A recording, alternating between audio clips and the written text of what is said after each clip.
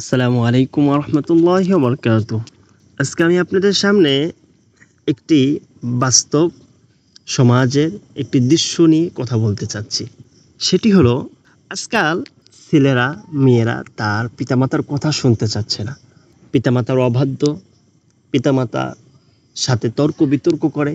এমনকি কিছু কিছু সন্তানরা রয়েছে যারা পিতামাতাকে মারধরও করে। এর কারণটা কি? যদি যে ছেলে তার পিতাকে মারতেছে, সমাজের সকল লোকেরা মিলে ওই ছেলেকেই দোষারোপ করতেছে।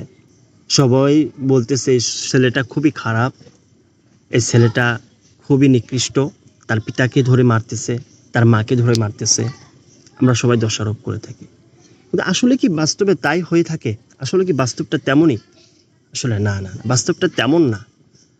আসলে আমরা সবসময় খালি বলে থাকি যে সন্তানের উপর পিতার হক রয়েছে, তারা যেন সন্তানরা তার পিতার হক আদায় করবে। কিন্তু কেউ কোনোদিন বলে না যে পিতার উপর তার সন্তানের হক থাকে, পিতামাতার উপর সন্তানের হক থাকে, সেই হকগুলো যেন তারা আদায় করে। এই আদায় না করার কারণেই এই কাজগুলো হইতেছে বর্তমান। একটা বাংলায় একটা প্রবাদ বাক্য আছে, আমরা সকলেই বলে থাকি, যেমন কর্ম তেমন ফল। আপনি যেমন কর্ম করবেন তেমন ফল পাবেন।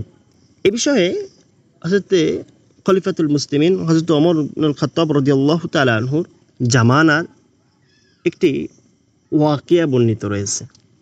হযরত ওমর রাদিয়াল্লাহু তাআলা আনহু তখন খলিফাতুল মুসলিমিন, তার আদালতে এক লোক ফরিয়াদ নিয়ে এলো, নিজের ছেলের বিরুদ্ধে ফরিয়াদ। ছেলে তার উপর জুলুম করে। খলিফা ছেলেকে তলব করলেন, তার কাছে এই আচরণের কৈফিয়ত চাইলেন। ছেলে কৈফিয়ত না দিয়ে বললেন, আমিরুল মুমিনিন, শুধু কি সন্তানের উপর পিতারই সব পাওনা আর অধিকার?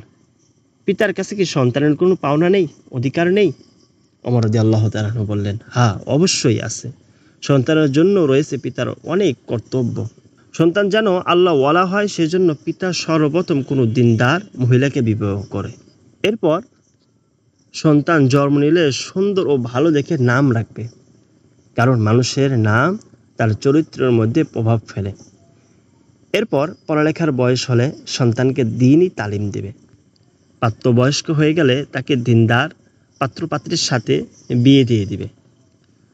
সন্তানের জন্য পিতার এইসব কর্তব্যর কথা শুনে যুবক বলতে লাগলো, আমিরুল মুমিনিন, আমার পিতা তো এইসব দায়িত্বের একটাও পালন করেনি।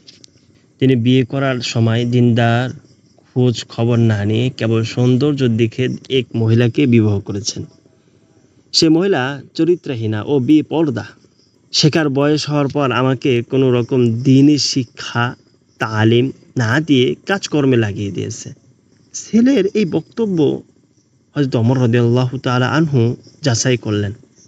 সাহাবায়ে কেরামদেরকে, তেনার সাথী সঙ্গীদেরকে পাঠিয়ে দিলেন, আচ্ছা তোমরা যা শোনো আসলে কি এটাই বাস্তব? তারা যা দেখে, হ্যাঁ সত্যি এটাই বাস্তব, সে ঠিকই বলেছে। হযরত ওমর রাদিয়াল্লাহু তাআলা বলতেছেন, এই ছেলেটা ঠিকই বলেছে। তিনি ছেলের পিতাকে বললেন, আসল জালিম তো তুমি আগে ছেলের উপর জুলুম করেছো, সে জুলুমের ফল এখন তোমাকেই ভোগ করতে হবে। আসলে সন্তান আদি আল্লাহ পাক রব্বুল আলামিনের একটা বড় নিয়ামত। অন্যদিকে যদি হিসাব করা যায়, একটি বিশাল পরীক্ষা। এই পরীক্ষায় উত্তীর্ণ হতে হলে সন্তানকে খুবই সতর্কতার সাথে তার বিয়াত দিতে হবে। আপনি স্কুলে পড়ান ভালো, আপনি কলেজে পড়ান ভালো, আপনি তাকে ডক্টর বানান দরকার ভালো, কিন্তু তাকে ডক্টরের পাশাপাশি তাকে ইসলামী শিক্ষায় শিক্ষিত করে তুলুন, তাকে কোরআন শিক্ষান। এতে কি হবে? এই সন্তান আপনার হক আদায় করবে।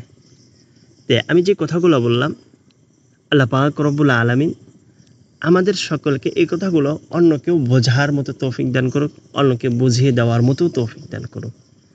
এবং আমাদের সামনে অনেক এগুলো ঘটনা ঘটে, তখন আমরা কাছে নিয়ে ওই ছেলের পিতাকে আমরা অবশ্যই এই কথাগুলো বুঝিয়ে দেব। তাহলে কি হবে? সমাজটা সুন্দর হয়ে যাবে। আমাদের ভিডিওগুলা যারা শোনেন, তাদের যদি ভালো লেগে থাকে তাহলে অবশ্যই একটি করে সাবস্ক্রাইব করে দিবেন এবং পাশে থাকা বেল বাটনটি বাজিয়ে দিবেন। আসসালামু আলাইকুম ওয়া রাহমাতুল্লাহি ওয়া বারাকাতুহু।